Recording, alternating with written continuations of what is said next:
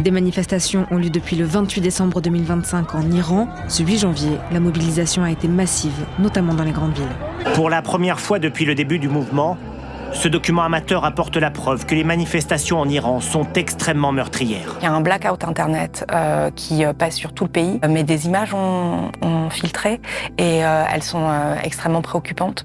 Elles montrent des dizaines et des dizaines de corps empilés dans des sacs en plastique.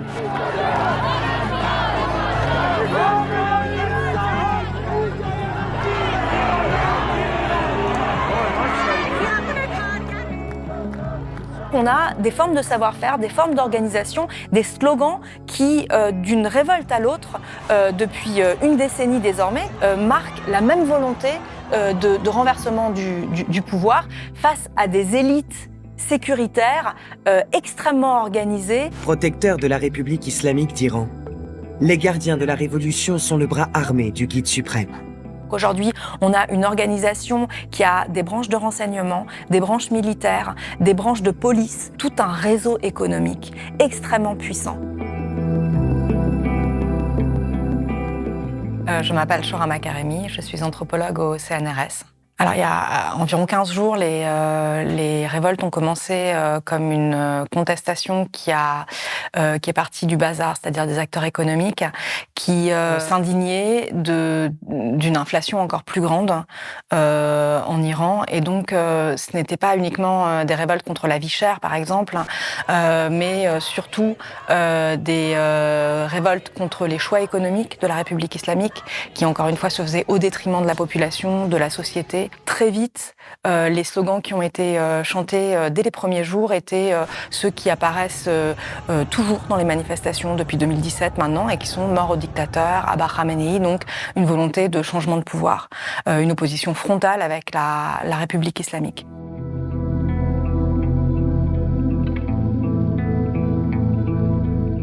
Ces manifestations ont connu un tournant jeudi dernier, nous étions le 8 janvier, et ce qui s'est passé, c'est que les gens sont descendus massivement dans la rue. Et les révoltes ont pris une ampleur en termes de nombre de personnes présentes en même temps dans la rue, une ampleur qui n'était pas connue jusque-là, dans les petites villes comme dans les grandes villes. À partir de là, le gouvernement iranien a couper les communications Internet. Donc il y a un blackout Internet qui passe sur tout le pays. Les gens ne peuvent pas s'appeler de portable à portable non plus. On ne peut pas rentrer en communication ni par le téléphone portable, ni par les réseaux Internet avec nos proches en Iran. Il y avait déjà eu un précédent en 2019. L'État iranien avait coupé le pays du reste du monde et avait massacré les opposants qui, à l'époque, déjà demandaient la fin du régime. Il y avait eu plusieurs centaines de morts, voire 1500 morts, comme le disait l'agence Reuters. Aujourd'hui, les images qui ont réussi à filtrer grâce aux maigres connexions Starlink qui existent, mais qui sont brouillées par le pouvoir. Donc même ça, ça ne suffit pas à établir la communication. Mais des images ont filtré et elles sont extrêmement préoccupantes. Elles montrent des dizaines et des dizaines de corps empilés dans des sacs en plastique. Elles montrent des morgues pleines où les familles doivent aller reconnaître leurs proches qui sont montrés sur des moniteurs, des écrans. Elles montrent des images aussi de la télé nationale qui diffusent sans discontinuer des aveux forcés de manifestants arrêtés. Et les associations de défense des droits de l'homme parlent de au moins 2000 personnes qui ont été tuées. En tout cas, moi, c'est les chiffres que j'ai lus de la part d'associations qui sont comme la Fondation Narges Mohammadi, Iran Human Rights, qui sont des associations qui sont considérées comme étant sérieuses. Et les chiffres, on craint que les chiffres soient bien plus grands que 2000 tués. Tout ça en 2 jours. Et les discours des gouvernants de la République islamique laissent craindre qu'on aille vers une escalade de la répression.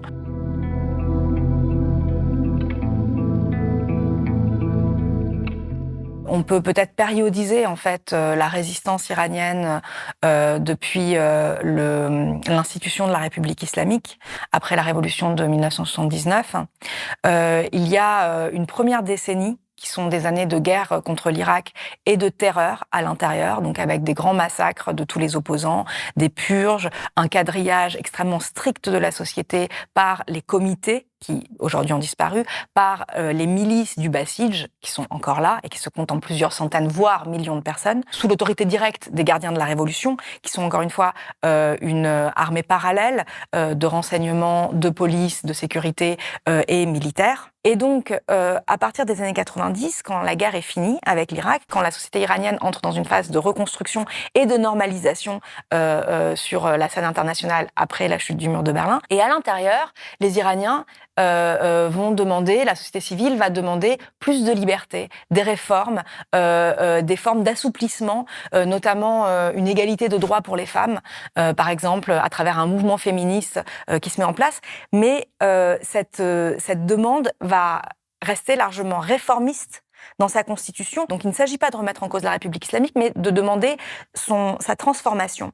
Et ce mouvement-là continue jusqu'en 2009 avec un candidat réformiste, Mir Hossein Mousavi, qui est porteur d'énormes espoirs de changement. Son élection, il ne va pas gagner les élections présidentielles, et c'est Mahmoud Ahmadinejad, qui est un conservateur issu du rang des gardiens de la Révolution, qui va gagner un second mandat. Les Iraniens descendent massivement dans la rue, donc il y a plusieurs millions de personnes qui descendent dans la rue pour dénoncer ces élections comme étant truquées. Ce mouvement va être massivement réprimé. Après 2009, il y a un mouvement, une réorganisation de cette société civile qui a été très blessée par la répression. Et à partir de l'échec en 2015 des négociations sur le nucléaire, c'est-à-dire qu'il y a une première phase des négociations qui vont aboutir, et puis Donald Trump qui va unilatéralement remettre en cause ces accords et durcir le régime de sanctions contre l'Iran, isoler économiquement l'Iran. Et ce qu'il faut savoir, c'est que ce ne sont pas uniquement les régimes de sanctions qui appauvrissent l'économie iranienne et la société iranienne, c'est la façon dont l'État iranien gouverne à travers le régime des sanctions, en utilisant ces sanctions économiques pour enrichir une partie de ses élites au détriment de la majeure partie de la population. Et donc le pacte de redistribution, entre guillemets, de la manne pétrolière qui existait au cours des années 80 et 90 est radicalement remis en cause à partir du milieu des années 2010, avec un décrochage des élites de plus en plus riches et de plus en plus, disons, séparées du reste de la population, et une classe moyenne qui s'appauvrit, qui se paupérise de plus en plus, et aussi des classes populaires à travers le fait que, par exemple, les taux d'accès à l'université, à l'enseignement supérieur en Iran sont les mêmes que ceux des pays européens, comme la Pologne. Les taux d'accès à Internet, de pénétration digitale, comme dit l'ONU, en Iran sont les mêmes qu'un pays comme l'Islande. Donc on a une société extrêmement connectée, une société très éduquée, avec l'idée que aussi les valeurs des classes populaires rejoignent celles des classes moyennes elles-mêmes paupérisées. Et ce que cela va donner, ce sont des révoltes issues des classes populaires à partir de 2017 et puis en 2019, qui vont être beaucoup plus radicales, qui ne vont plus demander uniquement des réformes, mais vraiment un changement de pouvoir. Donc c'est là que le slogan « Abat la dictature » devient majoritaire ou, on va dire, hégémonique dans les révoltes. Le soulèvement Femmes-Vie-Liberté, en 2022-23, est à la fois une continuation de ces vagues de soulèvement qui alternent avec des vagues de grève très massives. Grève des enseignants, grève des infirmiers, grève des chauffeurs de bus, grève des ouvriers. Et donc, on a également une société civile qui s'organise pour résister de multiples façons, à chaque fois avec des demandes qui deviennent de plus en plus radicales. Et c'est le cas du mouvement féministe, qui ne va plus demander un changement des lois, une égalité femmes-hommes à l'intérieur du cadre théocratique, mais qui va utiliser le voile comme son langage de révolte pour dire maintenant, nous ne voulons plus de la République islamique. Et le soulèvement Femmes-Vie-Liberté va être un moment où les différentes franges de la population qui se sont soulevées à différents moments vont se réunir dans des manifestations où les gens vont apprendre manifester et à s'organiser ensemble. Et c'est ce qu'on voit également depuis 15 jours. Ce sont des manifestations qui ont commencé avec le bazar, avec donc des acteurs économiques plutôt conservateurs, qui étaient par exemple la colonne vertébrale de la révolution islamique en 1979. Ces acteurs économiques du bazar qui en ont marre vont être relayés également par les universités et puis par l'ensemble de la population qui descend dans la rue. Ce sont des révoltes qui sont relativement transgénérationnelles, qui ont lieu le soir. Donc c'est le soir que les gens descendent, tout comme c'était le cas en 2019 et en 2022-23. Et donc on a des formes de savoir-faire, des formes d'organisation, des slogans qui, d'une révolte à l'autre, depuis une décennie désormais, puisque c'est depuis 2017, marquent la même volonté de renversement du pouvoir face à des élites sécuritaires extrêmement organisées et qui contrôlent en fait à la fois l'économie et à la fois tout le réseau de surveillance biométrique et de mise sous coupe réglée sécuritaire et militaire de la population iranienne.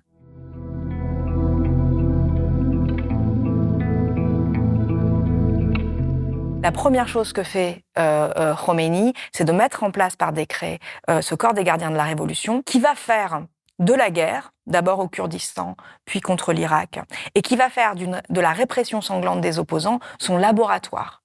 Un laboratoire pour développer des technologies, un laboratoire pour se ramifier, c'est-à-dire qu'aujourd'hui, on a une organisation qui a des branches de renseignement, des branches militaires, des branches de police et tout un réseau économique extrêmement puissant.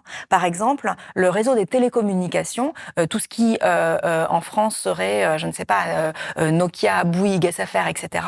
Tout ça, ce sont des compagnies qui sont aux mains des gardiens de la Révolution. À chaque fois qu'il s'agit de construire ou de reconstruire quelque chose dans les villes, et ces grands barrages dont on parle qui sont en train de détruire de façon durable l'écosystème iranien, ce sont des contrats qui vont dans les poches et dans des sociétés gérées par les gardiens de la Révolution.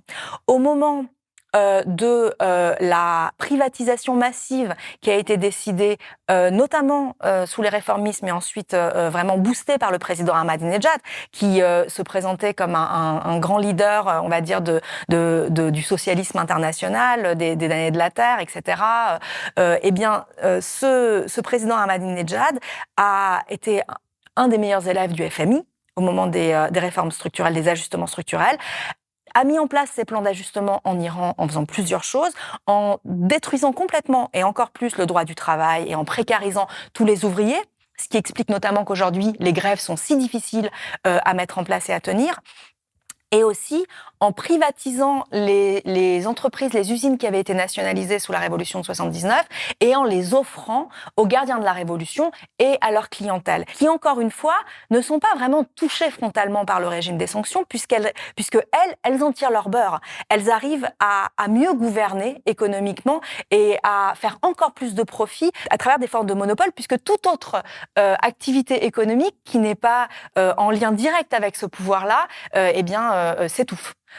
Du fait notamment du régime des sanctions, du fait des choix économiques, de l'inflation. De façon assez régulière et constante, la communauté internationale a tiré bénéfice à son profit de la déstabilisation portée par la rue iranienne pour négocier avec le régime iranien. C'est-à-dire que en 2009, en 2023, et aujourd'hui encore, ce que disent les experts, c'est peut-être ce qui peut se tramer dans les prochains jours avec le gouvernement Trump. Les puissances occidentales se servent de la déstabilisation qui est portée par la rue iranienne, qui affaiblit le pouvoir iranien, pour faire quoi? Non pas pour soutenir la rue iranienne, notamment en leur donnant plus d'accès à Internet, mais pour négocier sur le nucléaire avec l'État iranien. Et donc, les fonctionnaires et toute cette frange grise qui tire son pain quotidien en fait de la stabilité de l'État iranien, a intégré cette façon de fonctionner, qui est qu'à chaque fois qu'il y a à chaque fois que la volonté de changement extrêmement radicale, extrêmement puissante de la société iranienne réexplose, et c'est le cas à tous les 2-3 ans désormais, eh bien la communauté internationale se sert de ce moment de déstabilisation pour revenir négocier avec l'État iranien. C'est une énorme trahison, c'est une façon de tirer profit de la volonté de changement du peuple iranien et continuer à maintenir ce peuple sous le joug d'un État qui finalement fait le jeu d'un équilibre international qui devient un jeu d'ennemis politiques au détriment de tous les peuples de la région.